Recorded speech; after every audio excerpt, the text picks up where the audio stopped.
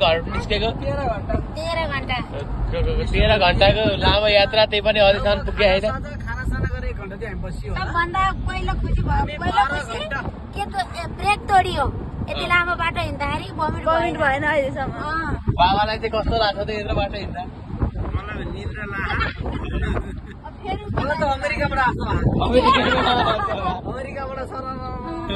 America जस्तो भएको छ भन्न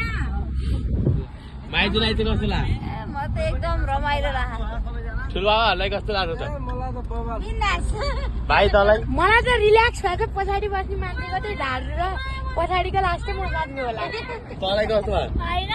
हामी अध्ययबाट त्यही बाटो घुमेको गरेर किन होला यताबाट घुमे त्यही उताबाट घुमे त्यही होइन नि कति घुम्ने घुमेको यस्तो छै आइपुगेको छैन अझै 1 घन्टा लाग्छ होला ल